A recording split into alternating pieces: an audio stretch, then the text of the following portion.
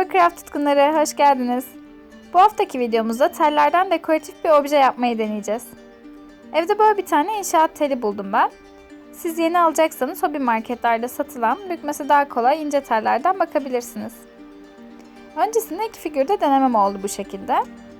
Bunun altına terrazzo desenli çimento döküp objemizi tamamlayacağız. Ben telimi figüre yetecek şekilde yan keskiyle bir miktar kestim. Bu figürü de Pinterest'ten bulmuştum ve bilgisayardan takip ederek kopyalamıştım daha öncesinde. Nasıl yaptığıma geçmeden önce size denediğim bu insan figürlerini göstermek istiyorum. Telimin çok elverişli olmamasından dolayı bu insan figürlerinde zorlandım açıkçası. Özellikle ağız ve burun kısımlarında detay çalışamadım. O yüzden balerin kızı nasıl yaptığımı göreceksiniz siz bu videoda. Ayak kısmından başlayıp yukarı doğru bükmek benim için daha kolay geldi. Gördüğünüz gibi ayak kısmında kıvrım var. Şimdi o detayı vermek için karga burnu ile biraz içeri doğru büküyorum telimi.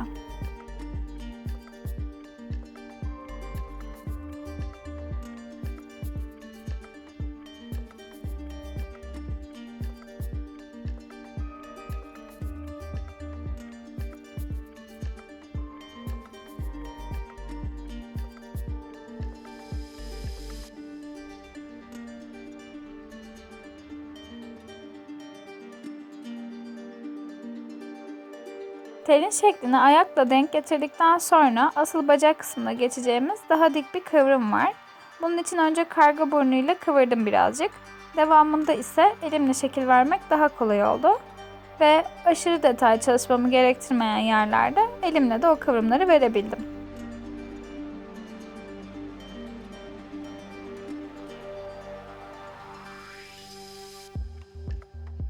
Telinizle çalışırken diğer ucuna çok dikkat edin. Bir anda kıvırdığınızda ucunun nereye gittiğini göremeyebiliyorsunuz. Bu da kazalara sebebiyet verebilir.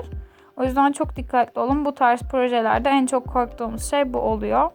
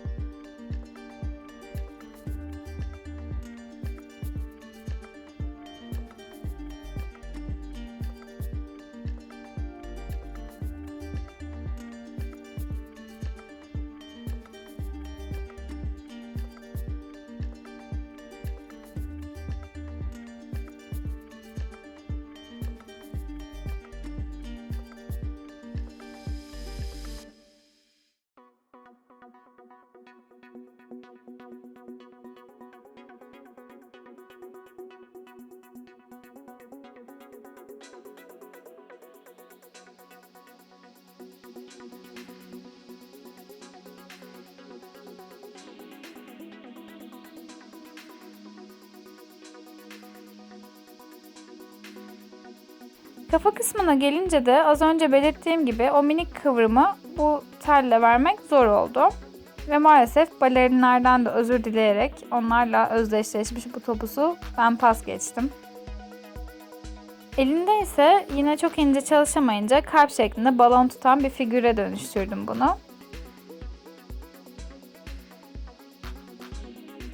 Tel bükme projesi benim için de yeni bir projeydi ama dayı projeleriyle uğraşanlar zaten bilir. Yapmayı planladığınız şey hayal gücünüz ve imkanlarla farklılaşıp bambaşka şeylere dönüşebiliyor. Ve ben bunu gerçekten çok seviyorum.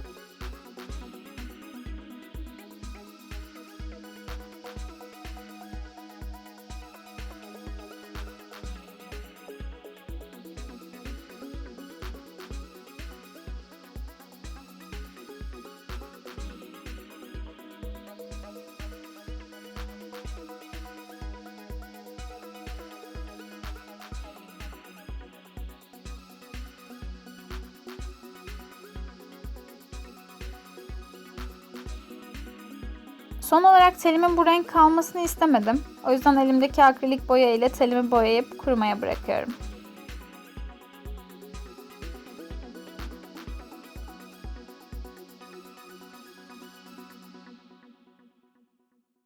Şimdi geldik bu telimizi tutacak olan parçayı dökmeye. Önceki terrazzo videolarımızdan karışımları zaten biliyorsunuz.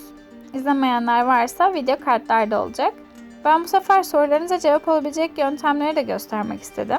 Ana rengimizi bu sefer beyaz çimento renginde bırakmayacağız o yüzden. Seçimimi kahverenginden yana kullanıyorum.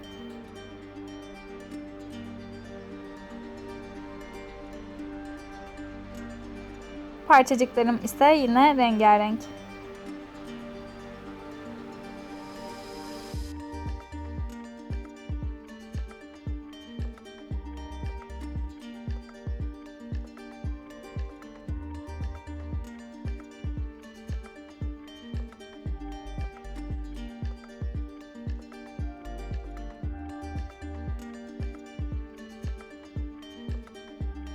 Parçacıklarımı döktükten sonra güzelce karıştırıyorum. Hava kabarcığı kalmaması için birkaç kez vurup çimentonun ve parçacıkların tam yerleşmesini sağlıyorum. Bu yine de size sıfır hava boşluksuz bir ürün sunmuyor maalesef ama minimuma indiriyor. Hazırladığım teli yerleştiriyorum. Tabii ki böyle durmayacak ve sabitlemem gerekecek. Bu yüzden hemen küçük bir ayar çekiyorum ve bir çubuk ve çamaşır mandalıyla kendimce bir düzenek hazırladım. 2 gün kuruması için bekleyip zımparalayacağız. Evet, kurudu ve zımparaladım. Önceki videomuzda verniksiz denemiştik biliyorsunuz. Şimdi vernik uyguladığımızda neler olduğunu görelim bakalım. Bu arada ben boyadığım renkleri uyumlu bulmadığım için bir kat daha kahverengi uygulayarak değiştirdim. Şu an gördüğünüz gibi çimentomuzun rengi biraz soluk. Art Deco'nun bu ekstra parlak verniğini sürdüğümüzde ise ne kadar daha canlı renkler elde ettiğimizi görebilirsiniz. Umarız hem tel bükme yöntemiyle yapabileceğiniz objeler için ilham olan hem de terrazzo konusunda kafanızdaki sorulara cevap bulabileceğiniz bir video olmuştur. Haftaya görüşmek üzere, abone olmayı unutmayın.